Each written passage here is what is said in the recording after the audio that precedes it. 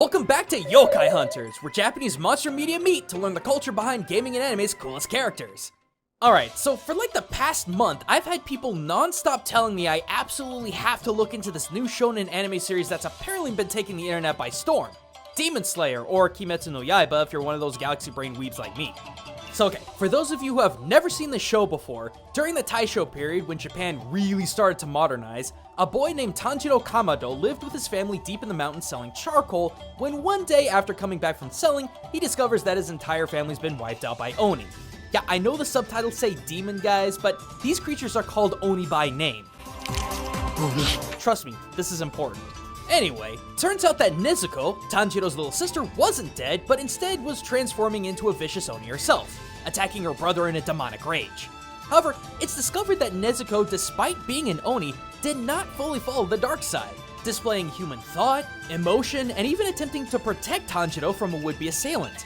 Thus, Tanjiro joins up with the local Demon Slayer Corps while keeping a protective watch over the Oni turned Nezuko in hopes of not only getting revenge for his family, but finding a cure for his sister. The term Oni gets kicked around in this anime more than random citizens and JoJo memes, and it really left me wondering, what actually is an Oni? Yeah, I know most people think the word Oni is interchangeable with the word demon, I mean just look at the title, but it's never that simple. After all, it wasn't that long ago when we were summarizing all yokai as goblins, and we know that ain't right. So today, I want to have a good hard look at Nezuko, and by extension, all of the different Oni in this anime, and see if their origins really are on the money when it comes to the extensive folklore that they're supposedly based on. But before we can do that, we gotta look into what Oni actually are. Little G, if you'd be so kind. Certainly. Yo, to, sha, kai, in, es, zai, ten, kyūkyū no ritsuryo! While they have undergone a lot of changes over the last millennia, Oni have had a decent amount of consistencies when it comes to their description. Traditionally speaking, Oni tend to be muscular, hulking humanoids nearly a dozen feet high, with skin colors ranging from red, to blue, to green, to yellow, to even black, with many of them also having one to several horns growing from their heads, and oftentimes wearing fundoshi loincloths made from tiger skins. This physiological trait, according to Michael Foster's The Book of Yokai, might actually come from the idea of where Oni originate from. To cite the text, as mentioned earlier, Oni commonly have ox horns on their heads and wear tiger pelt loincloths. These features suggest an association with the northeast direction known in Japanese as the Ushitora, or literally ox tiger, a direction linked with the Kimon or Oni Gate, basically the portal to which Oni invade from and retreat to the other world. And Oni aren't the dim-witted ogres a lot of people think that they are. In fact, a lot of them are accomplished sorcerers, with several local folk stories describing them as having abilities to create curses, hexes, and illusions.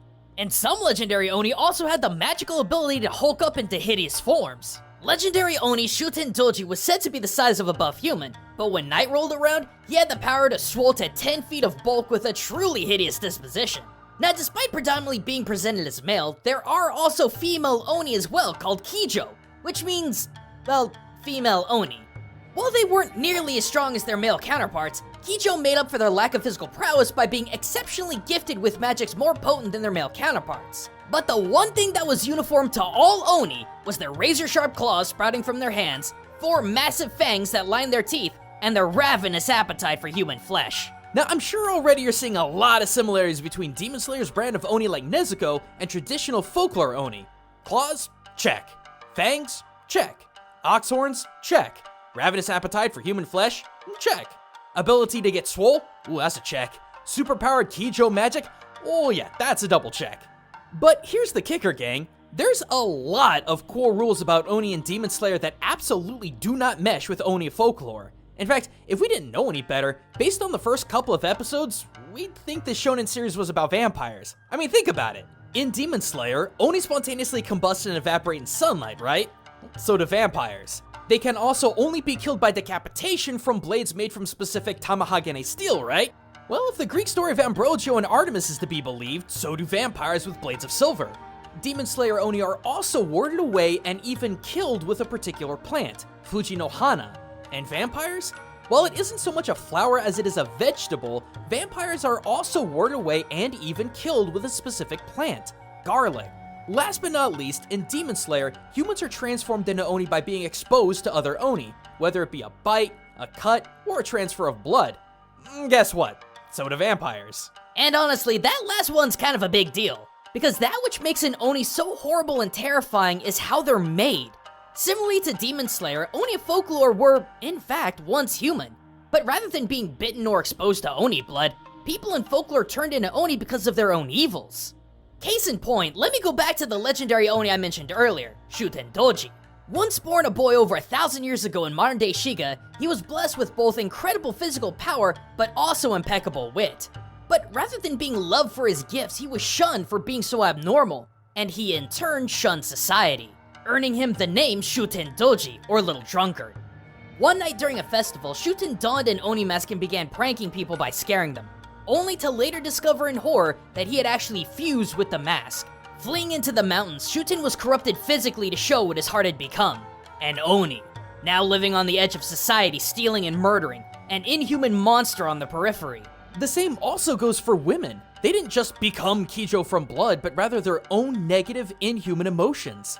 The Buddhist Setsuwa collection called Kankyo no Tomo, A Companion in Solitude, tells the story of a woman in Mino province who was completely neglected by her lover.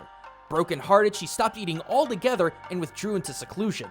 That is until one day she took some millet jelly, tied up her hair in 5 knots, and used that jelly to spike her hair into what looked like horns. Then, after donning a red dress, ran out into the night. 30 years later, word spreads around that there was an Oni who was terrorizing locals and living in a nearby temple. When those villagers finally raided and set fire to the temple, they saw a humanoid creature with a tattered red dress and 5 horns protruding from its head. The Oni confessed that she murdered the man who neglected her, but lamented at the fact that she couldn't change back to her original form. Devastated by her actions and what she had become, she leapt into the fire and died. See, this is the purest essence of what Oni are. While nowadays Oni as a concept have evolved into a very specific form, prior to modern times, Oni were more of a generalized concept. They were the personification of anti-humanity. As Michael Foster says in his book, quote, "As one scholar notes tersely, the Oni is a presence that excludes human nature or Ningen-sei. Oni are constructs of anti-society and anti-moral." Unlike the rules of origination in Demon Slayer, Oni of folklore are humans that committed such horrible acts with such evil intentions that they were transformed inside and out. When they committed that evil, when they crossed that threshold, they lost their humanity and could never go back. They had given in to their negative emotions and were cursed with an existence absent of everything that makes them human: mercy, kindness, empathy. So is that to say that Demon Slayer's Oni, while similar in some concepts, are ultimately differentiated from what Oni actually are? Actually, no, not at all. See, here's the beautiful thing, guys. This isn't what makes Demon Slayer's portrayal of Oni wrong. In fact, this concept of becoming Oni by losing one's humanity is exactly what makes Demon Slayer's Oni like Nezuko closer to the real thing than anything I've seen in popular media. Despite the fact that each Oni in Demon Slayer was created by another Oni, this theme of human threshold and the complete loss of humanity remains. The majority of Oni that Tanjiro and Nezuko fight revel in their grotesque actions: violence, murder, consuming human flesh, and their appearance reflects that. They have long abandoned their humanity in favor of a life devoted to immorality and evil, becoming the greatest threat to humankind. Just as every Oni of legend was created by a human whose actions were so corrupt and evil that their physical appearance reflected their twisted heart. But later on in the series, we're actually shown some of those thresholds. In the case of Kyogai, an Oni capable of warping space within his mansion using his Suzumi drums, we're shown that he wasn't just made into a violent Oni. When he was human, he had become a shut-in, much like Shuten Doji, and all he held dear was his Suzumi and his writing. But his threshold came when both his writing and playing came under exceptionally harsh ridicule from someone we can assume was very important to him, mocking Kyogai with nothing but contempt. And it was then when Kyogai turned, letting his hate-filled revenge push him to murder and transforming him fully into an Oni. And the same could also be said about the next big bad Oni of the series, Dewey, a boy originally born so frail that he was bedbound for the majority of his life. That is until he was given the power of an Oni from the series' main antagonist. But that wasn't his threshold of becoming a full-blown Oni. Dewey's final crossing was the murder of his parents and the literal cutting of his bonds with them, a severing of one of the most human concepts we have, family, only to remember upon his death that while his family tried to kill him for what he became, they too were ready to die with him so that they could always be together. Wow, that's actually really tragic. Exactly, and that's kind of the point. While a great number of Oni in folklore are born from pure malice, hatred, and dehumanization, a great many more of them are creatures of great tragedy. In the case of Shuten Doji, he became corrupted from the scorn and jealousy of everyone around him, while the woman of Mino became corrupted because of the abandonment of her lover and her broken heart. But no matter how much they lamented their actions, they had already crossed that line and could never go back. And such was also the case with Demon Slayer's Oni like Ryuyi and Kyogai. Kyogai was emotionally bullied for something that he loved, became a demon in his anger, and only when he found someone who actually complimented his talents did he start to show signs of humanity again. But it was too late. He was already an Oni, and had already given in to his inhuman actions. The same goes for Dewey. Upon his death, he realized his mistake and sought out nothing more than to apologize to his parents, and it's shown that maybe he did get a little bit of his humanity back, but it was too late, for he had given in to inhuman nature and was doomed to hell. But Nezuko is the greatest example of Oni and Demon Slayer precisely because, well, she really isn't one. Here's the thing. Nezuko never crossed that threshold. She never fully gave in to her inhuman desires, that is to consume human flesh, and by doing so, retained some of her humanity. That's kind of the point of her character. Time and time again, temptation and tribulation fell upon her, but each time she could have given in to inhuman actions of murder and consuming human flesh, she didn't. In fact, as I mentioned earlier, Nezuko shows some of the greatest amounts of humanity in her actions. Sure, most of the time it's played up for the cute factor, but other times her humanity and emotion shine through harder than any other character in this show. That's why in the beginning of this video I stress not only the sheer amount of folklore in this anime, but also the emphasis that it has on the human condition. Because it's the human condition that not only defines Nezuko as a character, but is absolutely what defines an Oni. True Oni are the antithesis of humanity. They're the metaphorical symbols of everything that isn't Ningen-sei, human nature. They not only represent the greatest enemies to humans, i.e. eating human flesh, creating curses and diseases, and stealing from or slaughtering every human they find, but they're also personifications of inhuman actions and emotions, murder, theft, jealousy, violence, and rage.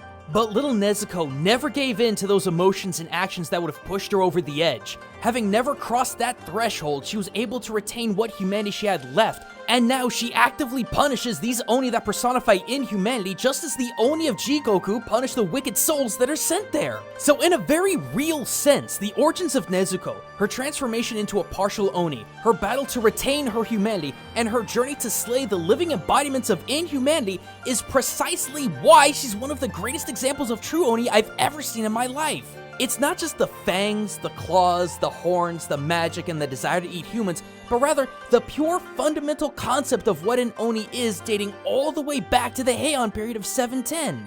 Her inspiration, heck, the inspiration of all of Kyoharo Go Tokei's Oni in this series are so deeply rooted in the purest concept of what Oni are.